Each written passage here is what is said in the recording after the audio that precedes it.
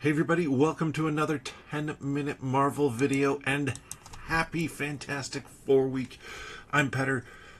Today and this week, really, the videos, of course, are going to be about Fantastic Four. You can check out our full thoughts on what we're hoping for from the Fantastic Four in this week's 10-minute Marvel podcast. I'll talk more about that here coming up at the end of the video. But the first topic that I kind of wanted to hit around the podcast, or around Fantastic Four First Steps, is what do we think the plot is going to be? Now, if you haven't watched all the clips that they put out, there might be a slight spoiler in there for you. So, be aware of that. And let's then jump in. So, I'm going to talk about what we kind of know from the plot for sure. Then, I'm going to mention the spoiler real quick. But also then talk about how that might shape the plot as a whole. So, what we know thus far is the Fantastic Four are established heroes in this 1960s timeline where it's retro futuristic look to it, and they're celebrity heroes. So very much in line with comics where Reed kind of turns them into celebrities because he feels guilty about basically how Ben Grimm looks. The fact that they all got powers, but Ben Grimm's powers are the only ones who really transformed how he looks all the time. So he makes them into celebrities so that everybody likes them. That seems to be the case. They're established, well established as heroes. From one of the kind of rumored plots that was out there, it sounds like they potentially are in kind of a utopian sort of world. They're expecting a child, Franklin Richards, and then the Herald of Galactus comes. And the Herald of Galactus basically says, hey, Galactus is coming. The Devourer of Worlds is coming. Prepare yourself because your world's getting devoured. So the Fantastic Four head up into space to Galactus's ship to try and negotiate with him. And he asks for something. This is where we're going to get the spoiler. He asks for their son. So Franklin Richards has been born at this point. So we're getting the whole pregnancy. I'm thinking we're getting kind of the first 30 minutes of the film are going to be how the Fantastic Four got their powers. It's not an origin story, but we'll have that alluded to. Kind of their celebrity status, and then this pregnancy and the idea of family. And that's kind of what we know at this point. What we don't know is, are they going to defeat Galactus? What we do know also is that they're not going to give up Franklin Richards. So what could the plot of the rest of this film really be? And I think one of the big questions you have to ask or try and answer when talking about that is, as I mentioned, do you think they actually defeat Galactus? Now, I think that they do defeat Galactus. I say defeat, and I'm going to put that in kind of loose terms. I think they come up with a way where Galactus does not devour their Earth. And so they win in that scenario. So how could they win? And how could they figure out how to win? I think that when they go up to negotiate with Galactus the first time and he asks for Franklin Richards, why does he do that? I'm assuming it's because Franklin Richards is exceedingly powerful. In terms of comic book characters, Franklin Richards is one of the most powerful. He has the ability to create universes. That's important. That will probably matter for Secret Wars here. But in the case here, I think Galactus would look at it and go, Franklin Richards' power, energy, since Galactus needs to consume, is the equivalent of consuming Earth. So just give me this one child and I can spare Earth. And maybe the Fantastic Four realize that they can lead Galactus away from Earth with Franklin and then peace out into another universe. That's, I think, maybe what we're seeing at the end of Thunderbolts when we see the Fantastic Four ship show up. They travel through the quantum realm. Reed doesn't necessarily understand fully the implications of it, doesn't understand that it might include time travel to it. So I could see that kind of being the tie-in there. But how does he maybe even get to that point? What are they doing in the rest of the film? Because it can't just be, all right, we negotiated with Galactus.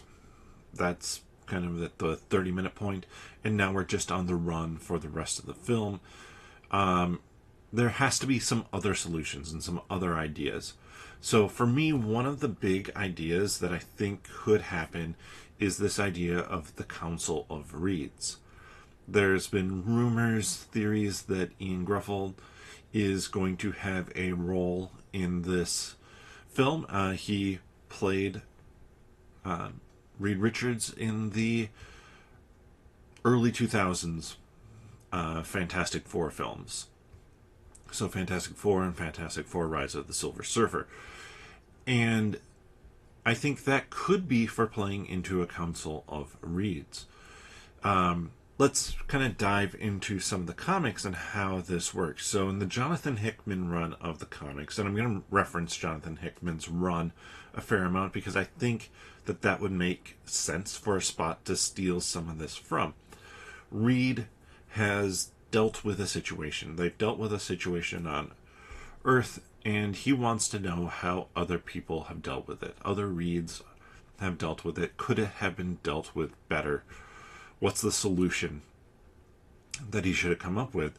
So he creates kind of this portal, this device that allows him to look into other universes. But it's more than that. It allows him to really connect to other universes. He initially uses it to kind of try and query, like it's really doing a web search on other universes to figure out how they dealt with it.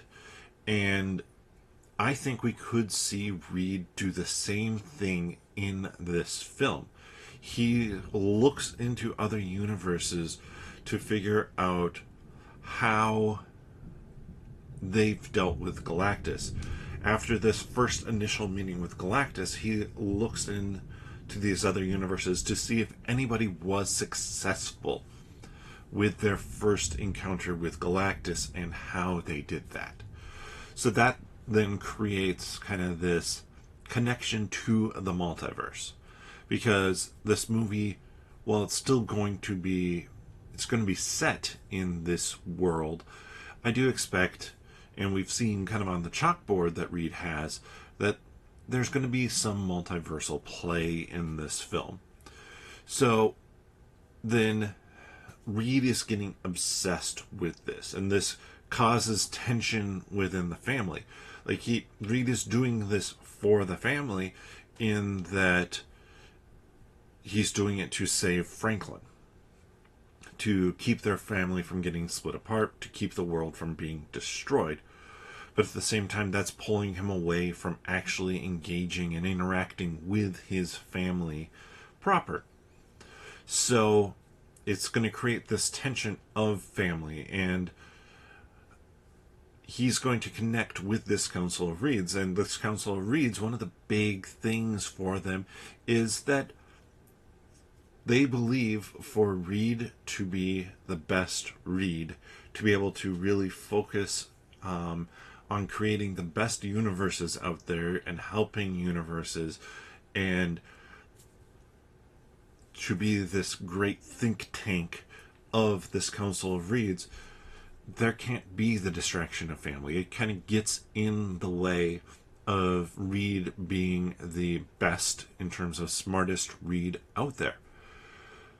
So this Reed now has to struggle with that concept, with that idea, and comes to realize, and I think that's where we get some of these lines, we'll face it together as a family sort of concept in this film, is that Sue is able to reach him and kind of pull him back from this extreme position and this tipping point of